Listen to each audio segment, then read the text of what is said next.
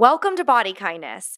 I'm Rebecca Scritchfield, creator of the Body Kindness Philosophy book and audiobook.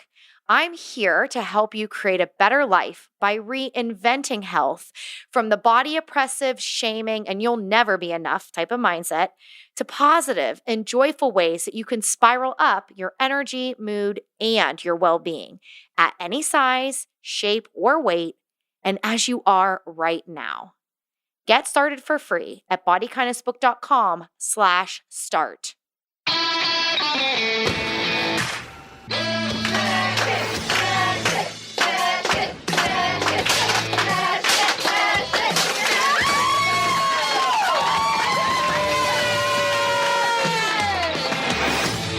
That's the sound of me smashing a stack of scales in front of some friends. And I have to say that breaking up with the scale and all the other ways I was judging, monitoring, and measuring my worth was absolutely pivotal in my life. Creating the body kindness philosophy and letting myself be a human being again helped me become a better mom, a better clinician, and a happier and healthier person. I believe we all have a right to decide how we want to care for ourselves, and I think we all need support in figuring out what that looks like. You don't have to do this alone. There's a whole community of like-minded people who are fed up with diets, who are embracing intuitive eating, and who are completely redefining their lives from body shame to body kindness. You are not broken. Our culture is. Find your inner caregiver and create a better life with body kindness.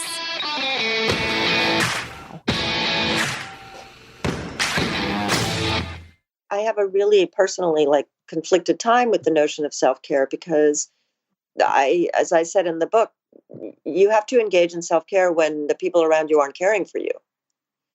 You know, there's a lot to be said about that. Like if you are being cared for properly, then you don't have to maybe think in terms of self-care all the time. But, making this space to care for yourself is very important. But having other people respect that is when it stops being self-care, right? Like if the people around you are like, no, you need to rest, you need to literally rest. Because a lot of what we talk about with self-care is resting from, self-objectification, resting from teaching, resting from caring, resting from working, just rest. Rest is, what we grapple with, I think, is a time poverty. Women, it's not just a matter of wage gaps or wealth gaps that you can measure monetarily, financially, economically. It's time, and that's what we don't have.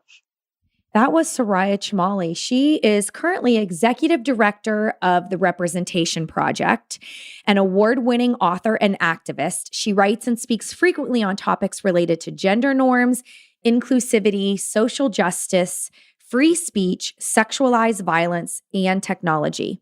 The former director and co-founder of the Women's Media Center Speech Project, she has long been committed to expanding women's civic and political participation. Her work as a writer, activist, and organizer is featured widely in media, books, and academic research. She's the author of Rage Becomes Her, The Power of Women's Anger, which has been translated into several languages, and a contributor to multiple anthologies, most recently, Free Speech in the Digital Age, and Believe Me, How Trusting Women Can Change the World. I am deeply honored, thrilled, and excited to share this episode with you. We talk about power dynamics. We talk about the election. We talk about representation and intersectional feminism. And we relate it to what you might be thinking on sort of your day-to-day. So in the day-to-day pandemic and the day-to-day of your body kindness practice. So I really hope you get something personally meaningful and helpful out of this episode today. You can always email me, Rebecca@bodykindnessbook.com. If you are getting any benefit out of this podcast and can help support the show, that's gofundme.com/bodykindness. Hey, Soraya, welcome to Body Kindness. It's so great to be here with you today, Rebecca. Thank you. Oh my gosh, it's about time. It's about time for so many reasons. I have looked up to you and loved you and respected you so much. And I want to let listeners know how I came to really get to know you and your work. And it has to do with our shared literary agent, Anna Sproul-Latimer, who is co-founder of Neon Literary Agency, and they're just doing a wonderful job trying to raise and amplify more voices that are being unheard in publishing. And so that's amazing. And, you basically really kill it with your books. I'm holding your latest that is, it really blew my mind. It's called Rage Becomes Her, The Power of Women's Anger. And, it came out when my daughter was having an issue actually in kindergarten where she was playing with a boy and they were playing blocks and she was make believing like she had an ice cream stand. And he decided he wanted to switch it to cops and robbers. And she didn't want to do that. So she had said no. And he kicked down her blocks anyway. And she lost it in the kindergarten classroom. And I'm sure you'd not be surprised that she's the one who got in trouble. And that made her even more pissed. And so we dealt with it professionally as adults. And the teacher's fabulous. She didn't have all the information.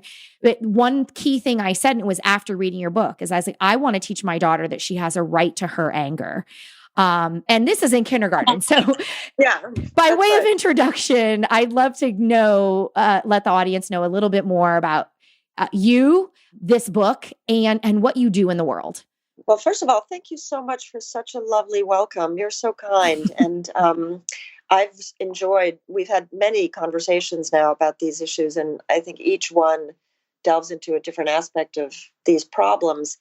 I wrote the book after the last election because the disparate treatment of women and their anger was evident everywhere. Mm-hmm. I mean, at the highest levels of our politics and chat rooms online and, at work. I mean, it was just very clear that some people are able to articulate their anger in a way that brings them respect and inspires confidence. So specifically, as we know from decades of studies in the United States, white men, for example, if they use their anger politically, are seen as patriots and leaders. And so even the presidential candidates at the time, and even in our vice presidential debate last night, you could see aggression being used as a way to buttress masculinity and leadership and gender ideals, whereas women can't do that because the stereotypes related to women in anger, all of which are intersectional. So if you're a Black woman, you don't have to even do anything. There's sort of just this assumption that you're going to be angry and aggressive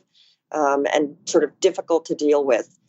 If you're a white woman and you're angry, you're unhinged, you're crazy. If you're Hispanic or Arab, you're spicy and hot. I mean, the list of stereotypes goes on, but those are kind of silencing techniques. And so girls learn really early to not feel that their anger is their own to use. And that's a very corrosive message because anger is a survival emotion, right? It tells you when there's injustice or when there's a problem or when you're being threatened, like your daughter, right? Like here's a person who's destroying something that she created and transgressing all kinds of boundaries and controlling the environment. Yes, even in kindergarten. And a girl's anger isn't perceived as legitimate. And so we need to fight hard to make sure that all kids have access to all of their emotions, right? So girls in anger and perhaps boys in sadness, like that would be a corollary.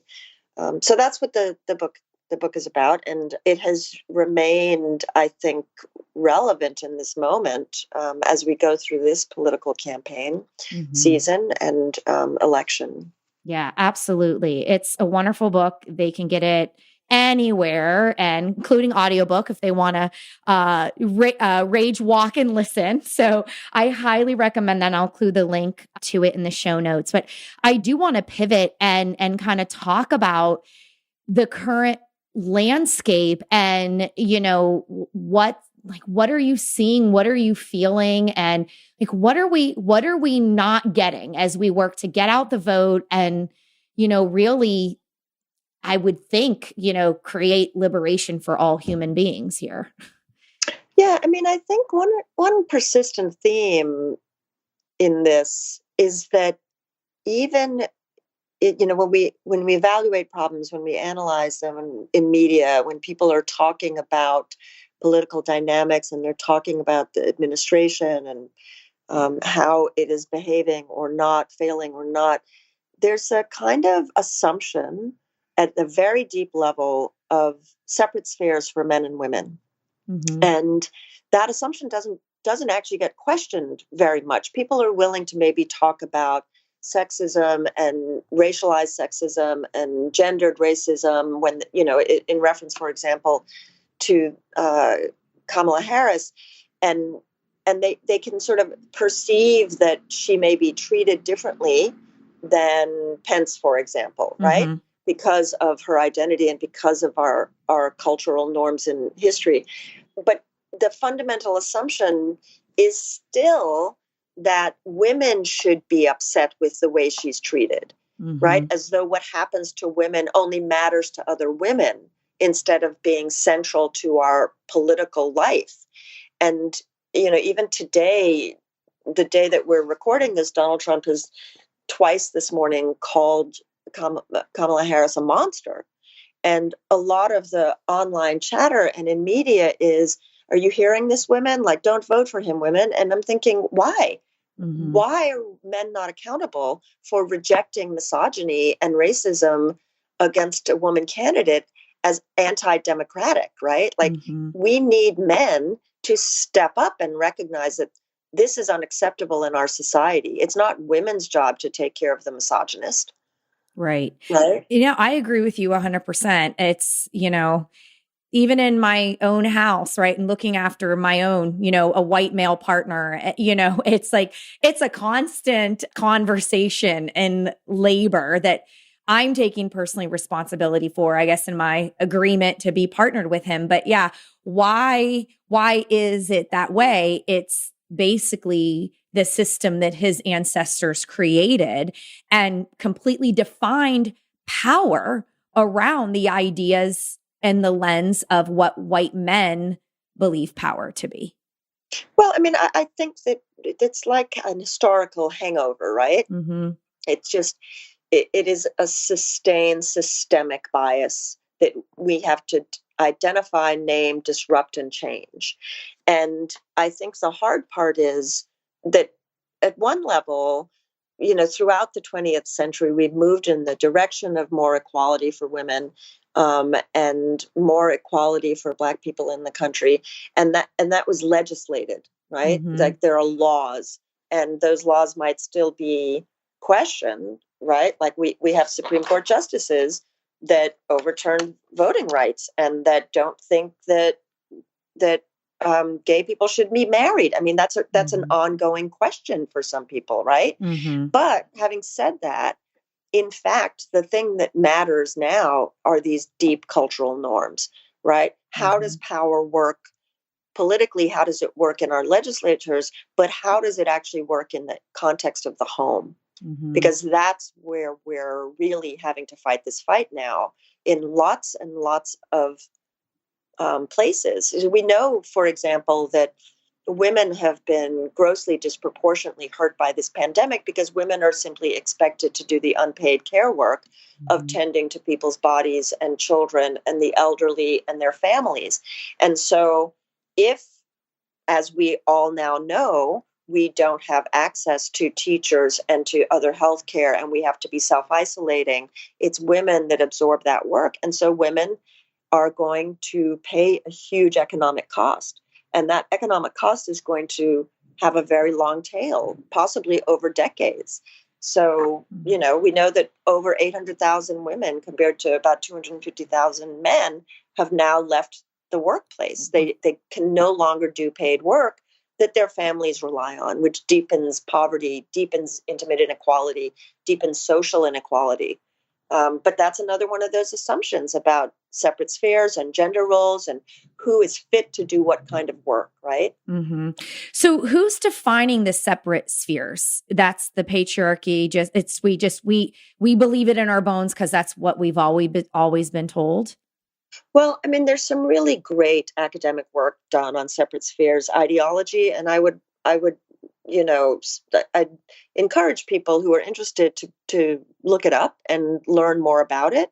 These are deeply entrenched cultural norms. They're grounded in all of our institutions, particularly sort of Judeo-Christian cultures that have kind of hetero-patriarchal power structures, and that plays out all over the place, right? Like we see it over and over and over again. So if you think, for example, about the fact that we frankly pretend that people's religions don't interfere with their political beliefs or their political actions as leaders, right? We're supposed to Mhm. maintain that. We're having this huge conversation right now about the Supreme Court and the place of people's religion, which happens perennially. But at a very different level, if you just think about what happens when you take children into a religious institution where women cannot be priests, right? I grew up Mhm. Catholic. That's how I grew up,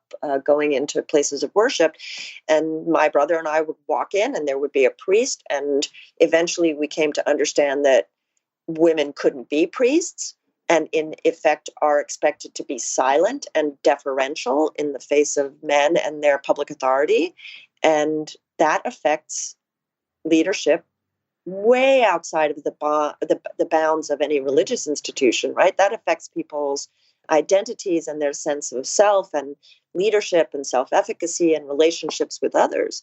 So you take boys and girls and you take children into those spaces, you're teaching them about the presidency when you do that. You might not be Mhm. saying it, but you're doing it. Yeah. Wow. It's definitely an area that I would like to get some more knowledge on myself because I can see how it's it's kind of it seems like you're talking about something that is like a root like a root belief, right? And if we're buying in at the separate spheres level, then we're going to continue say where this conversation started, for lack of a better word. I'm going to go on Twitter, right, during the debate and say, "Hey ladies, look at, how much more emotional labor, 3 times the success Kamala Harris has to do, and all the smiles and the all, excuse me, I'm speaking." And so I think I'm doing something that is empowering and helpful and eye-opening. And it's, if I understand you right, it's like, and yet the fact that I am the one saying it, and my husband's watching a true crime on Netflix instead of the debate, say, Right. hypothetically, that is inherently part of the problem. Well, I mean, I hesitate. Like, I think that we all have a tendency, right, to particularize based on our experiences because Mhm. that's how we know things, right? Mhm. I don't know that I would say that you're part of the problem. I Mhm. think that the problem is part of our intimate lives, Mhm. right? And so, how individuals negotiate that within the context of a heteropatriarchal marriage, because that is what we're talking about, right? Mhm. These, the dynamics that you just described are far less likely in a same sex relationship or in a relationship where people aren't married in a heterosexual partnership. And we know that from, again, lots of studies that show that heterosexual marriage is just a factory of gender norms. Mm. Even if you have two progressive people, there's some Mhm. great studies that came out of Georgetown a few years ago. Even two progressive people will find that they are that they sort of that their relationship evolves in a very conservative way the longer the longer the relationship is, and the more they have, for example, to deal with things like parenting. Mm-hmm. And it's not conscious. It's just because the structure of marriage is itself supported, for example, by the economy and by religion and by all of the sort of community supports that people have. Mm-hmm. What, how would you thread for listeners who might, they're kind of, they're listening to body kindness because they're somewhere on their journey of, I can't diet anymore and I need to kind of be kind to myself and my mind. I need to stop treating my body like it, doesn't deserve to take up whatever space it needs to take up, or and actually engage in self-care, that whether it's getting sleep or actually stopping the punishing workout and doing something that's more healing and joyful anyway, just somewhere kind of along those more the lines of what I might be typically talking about. And how would you kind of connect the dots for the listener who is kind of Right. in that space to be like, yeah, and you know where this comes from, or Right. what really is going to dominate keeping you in that place maybe. So, I mean, I think let's tie it back to this notion of separate spheres, Mm-hmm. gender roles, gender ideology, and emotion, right? And anger in particular, because anger, I think, is maybe one of the clearest examples of what I'm talking about. Mm-hmm. Anger is an expression of need, right? Like when a person gets angry, it's because they need something to change, something bad. And I distinguish that from resentment. Resentment kind of looks backwards, but anger is a little different because anger implies the right to make demands on the society around you, whether that's your family, your workplace, your political environment. And it's very hopeful because in anger, we believe that change is possible. But there are a couple of things about anger that are very, very hard if you're socialized in to be feminine. Mm-hmm. And one of those things is centering yourself. So girls and women are socialized to center the needs of others and to put their needs aside, to prioritize others first.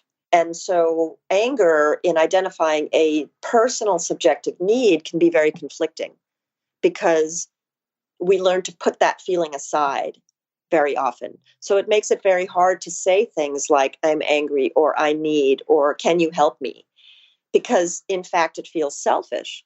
And studies show that, particularly in heteropatriarchal families, men in those families feel that when a woman, whether it's a wife or a daughter or a mother, gets angry, that she is in fact selfish. Right. Right. And that's really not very helpful or useful. And it's definitely not based on reciprocity in a relationship. Right. An egalitarian relationship should be one in which we care for each other. Mm-hmm. Absolutely. We care for each other. You care that your spouse might be upset. You care that your partner might have a need and that you could help them address that need. But if a person says, hey, I'm really upset this thing happened and I need you to pay attention, and your response is, well, you're a selfish bitch, that's not particularly helpful, egalitarian, useful, caring, or any of those things, right?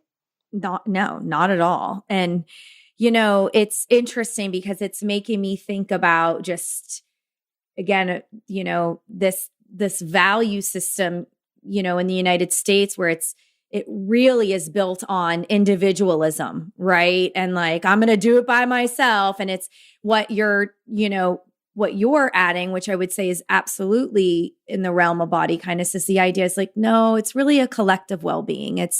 I'm allowed to say my needs matter. I'm allowed to ask for help. Right. And not only that, but my well-being is tied to your well-being. Right.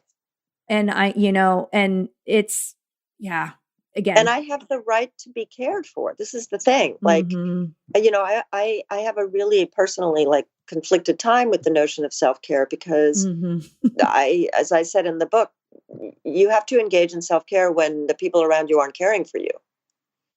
There's a lot to be said about that. Like, if you are being cared for properly, then you don't have to maybe think in terms of self-care all the time. But, making this space to care for yourself is very important. But having other people respect that is when it stops being self-care, right? Like if the people around you are like, no, you need to rest, you need to literally rest, because a lot of what we talk about with self-care is resting from, self-objectification, resting from teaching, resting from caring, resting from working. Just rest is, what we grapple with, I think, is a time poverty. Women, it's not just a matter of wage gaps or wealth gaps that you can measure monetarily, financially, economically. It's time, and that's what we don't have. Yeah, you're 100% right. And I do think it's this, even though primarily, like when I work with someone one-on-one, it is where there's so much of a conversation is about what is happening in the home, or in like who's in your network, where is their community driven healing.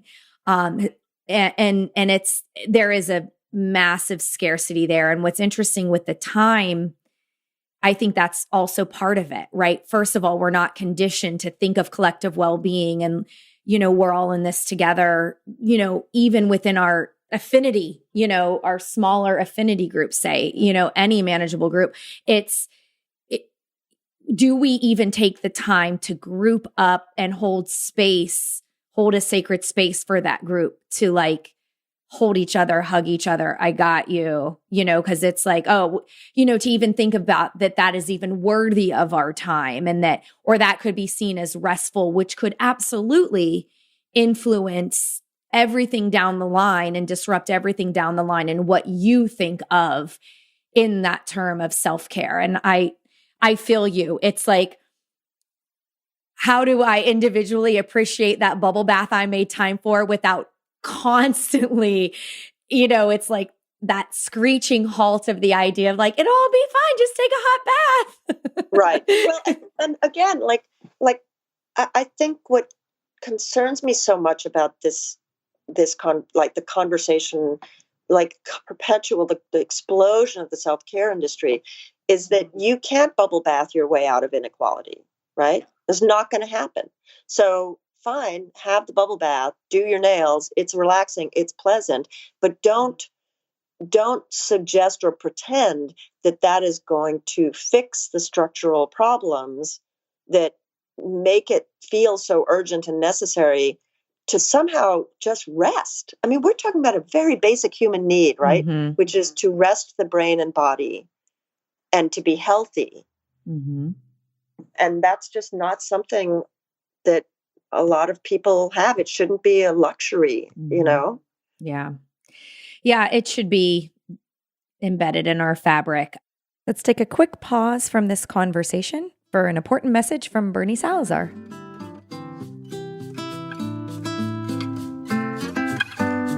Hey listeners, Bernie Salazar here, asking you to support our show. Make your contribution at gofundme.com/bodykindness, and 100% of any amount you can give goes to offset the production expenses. If 20 people can donate $25, it pays for this episode. Again, that's gofundme.com/bodykindness to chip in and support our show. We're so grateful to have you as a listener, and we thank you for your support.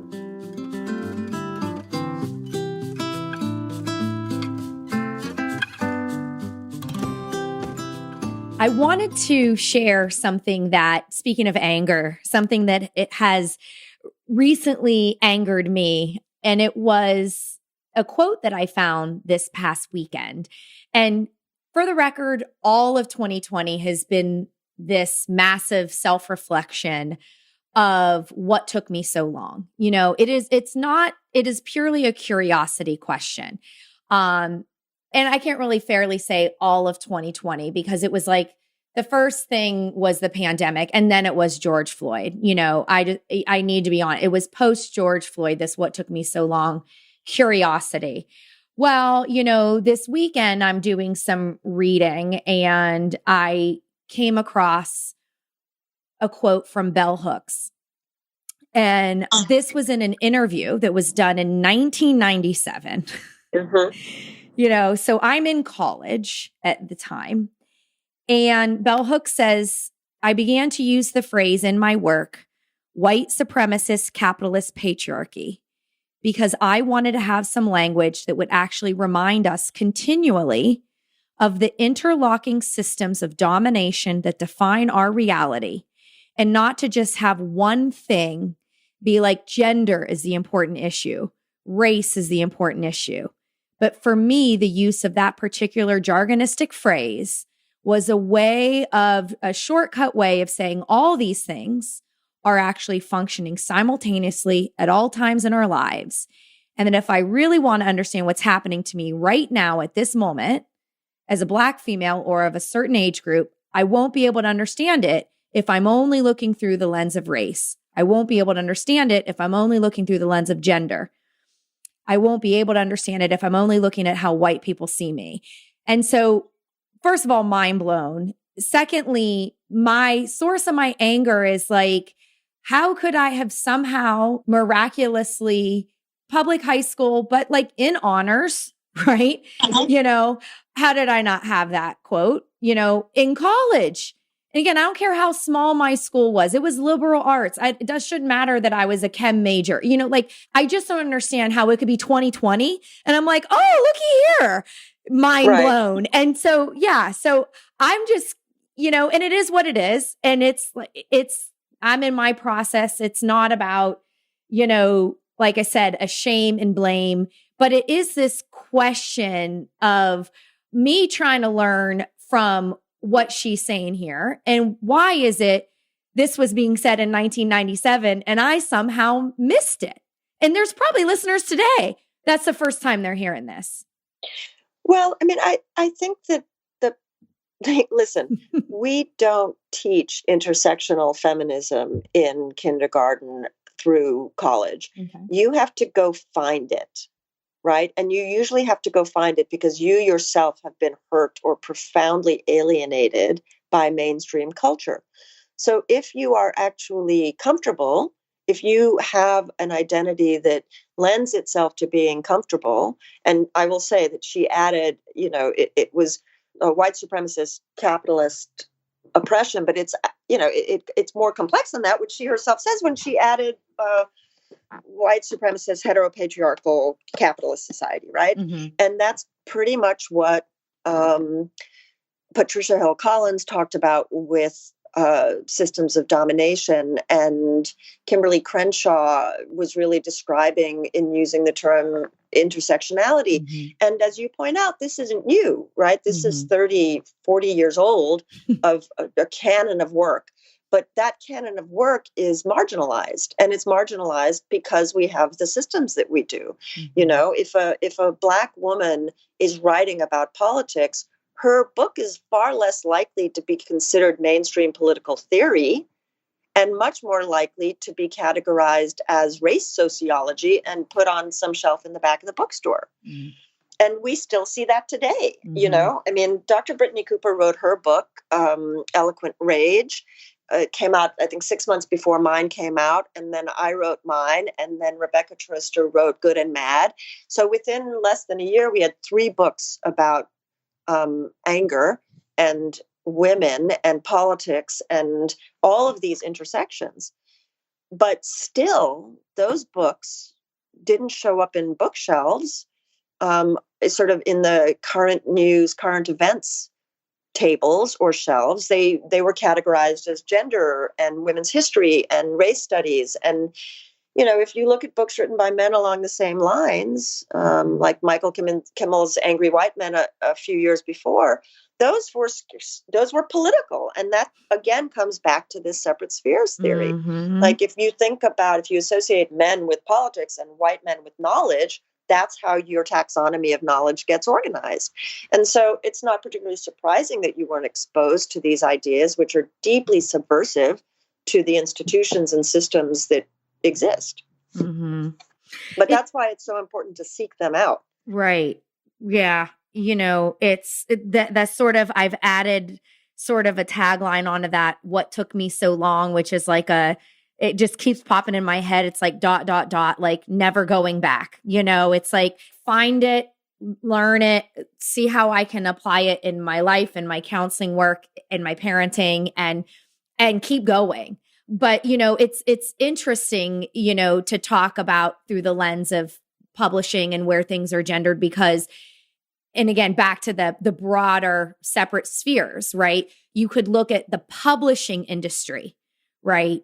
And the white supremacist capitalist patriarchy lens of publishing that continues to keep it separate. Right. I mean, I think the point is that we have to re-envision education starting at zero, right? Like just how we talk to children, how we teach them to think about other people's humanity and dignity, and that then has to be part of school. It has to be part of school at every level. It's really not going to happen if men don't show up and take accountability. No, because men just have much more power, much more resources, much more influence and authority. And so, we can continue to fight. I mean, I never use the word empowerment for women because we need power, right? Like all the women I know are confident and strong and they work really hard and they know what they want and they get tired, but it's not a question of empowerment. It's a question of who has power. And men need to be at the table giving it, equalizing the I think people like to say this isn't a zero-sum game, but as long as we have these hierarchical systems in a capitalist society, it is a zero-sum game. I mean, if you're going to try and balance who's sitting at the table, fewer white guys are going to be sitting at the table. And I think that's really unpalatable for a lot of people. Yeah. Yeah. That's definitely it. It's scary. And what's their incentive? Right. Who gives up power willingly? I don't know anybody who gives up power willingly. No, I don't think it's in our ancestry. It's not in our DNA, I wonder if you would have any insight at all it can always help listeners to be kind of critical of the media. And I'm not talking about fake news. That is so frustrating to me. My partner works in the news, but media does present the idea of power through the lens of how men see power and specifically oppress, really, I would say anyone who's not a white male.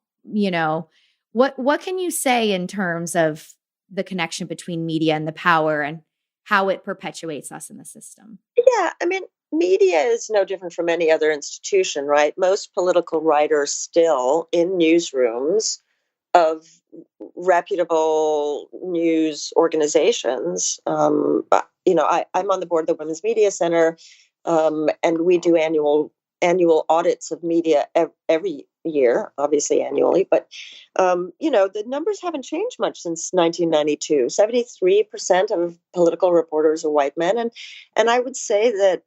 And also managers of editorial managers and senior management of media companies, like all of our other institutions, tend to be somewhere between 70 and 85% male, white, Christian, hetero. I mean, you just go down bell hooks's list, right? And that's a pretty stubborn fact of life. But what it does is it shapes our perception of risk. It shapes our public knowledge. I mean, I really believe that if we had more inclusive and diverse senior management and newsrooms and editorial, we would have had far more realistic assessments of the threat that Donald Trump posed in 2015 and 16, the 2016 election, right? Yeah. But as it was, those newsrooms created narratives of false equivalence and shamefully were grossly sexist in the way that they treated Hillary Clinton. And yet the sexism that is discussed is often considered a matter of intent. There's no intention here, right? There are some people who are bad actors who are intentionally sexist. But for the most part, what we're talking about is misogyny. It is the sort of systemic exclusion of women from full humanity and from being knowledge creators and culture shapers and risk assessors, right?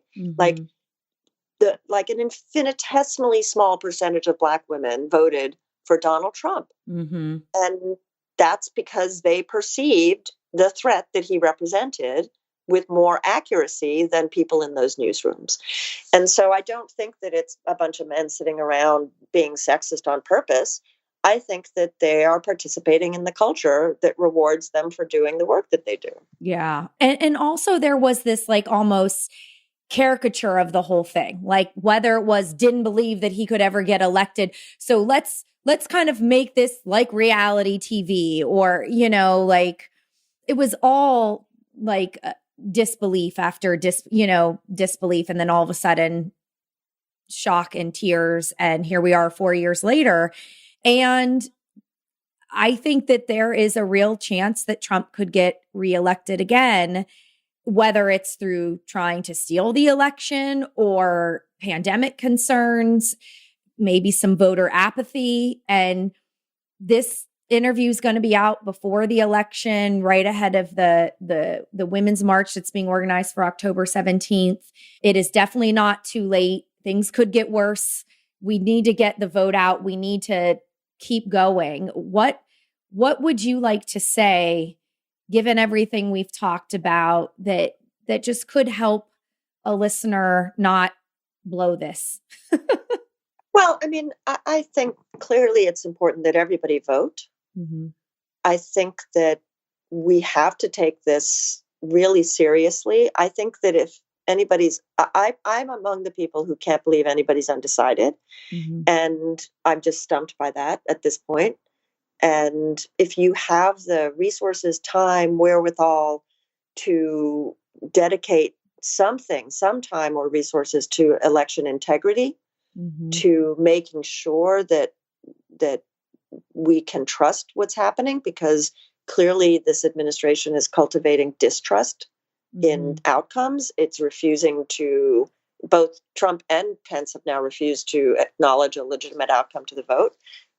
We're way down the path of kind of authoritarian governance and their treatment of information and respect for, political norms. But I think they need to vote, and they need to take this threat as an existential one. And, don't engage in the false equivalences. You might not like Biden, but Biden and Trump are radically different animals. And they're just not comparable. There's no equivalence in the threat that they represent to democracy in the country. So, as I'm wrapping it up, this thought popped in my mind, which is like, man, I feel like shit after talking to you. Oh, no.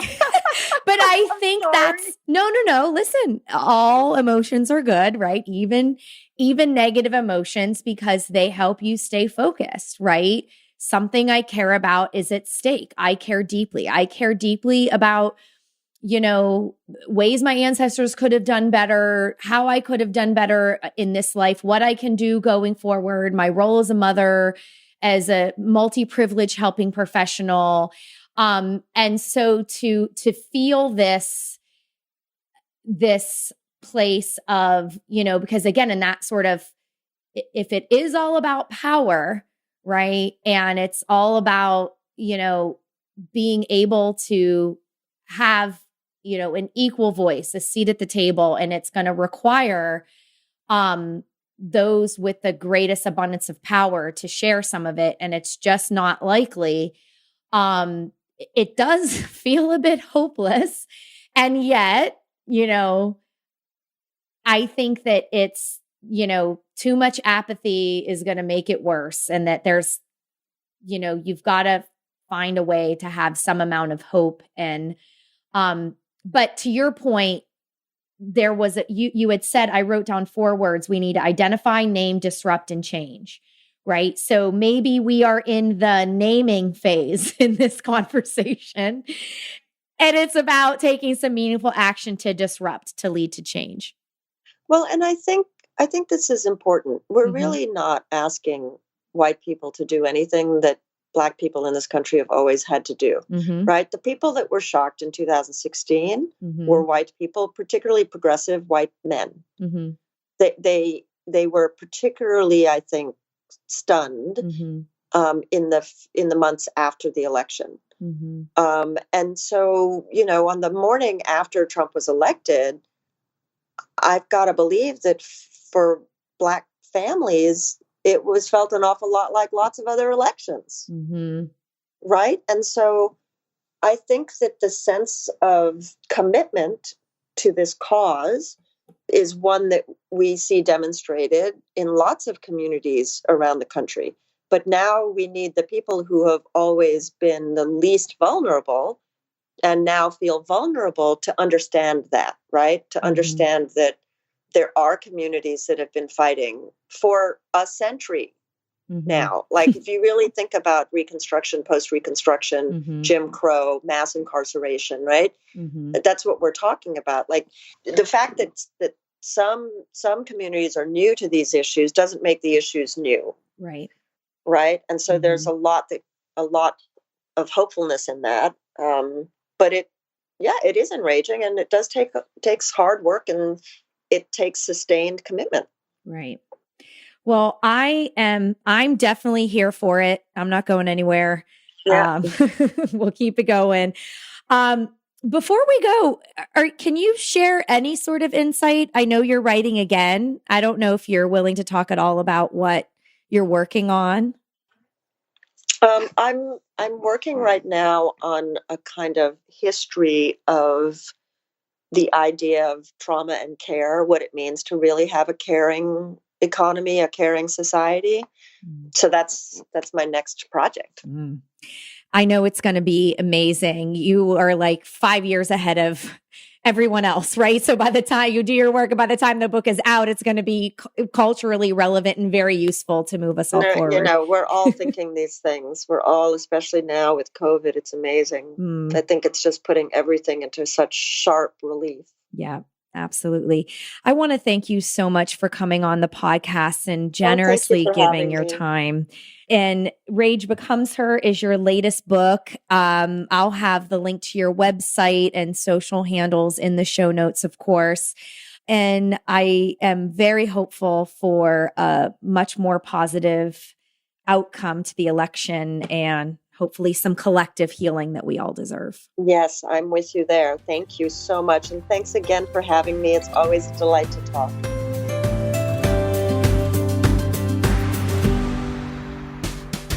And that's our show. The podcast is made possible with support from listeners. Please donate to help offset production costs at gofundme.com/bodykindness. And please rate and review the show when you have a moment. It really matters. Let's keep the conversations going on Facebook. Search Body Kindness and request to join the group for Body Kindness readers and listeners. Have a question for us to answer on a future episode? Visit bodykindnessbook.com/question. Body Kindness books and audiobooks are available wherever books are sold. To request a signed print copy, visit bodykindnessbook.com/order. For other questions about this podcast, please email info@bodykindnessbook.com.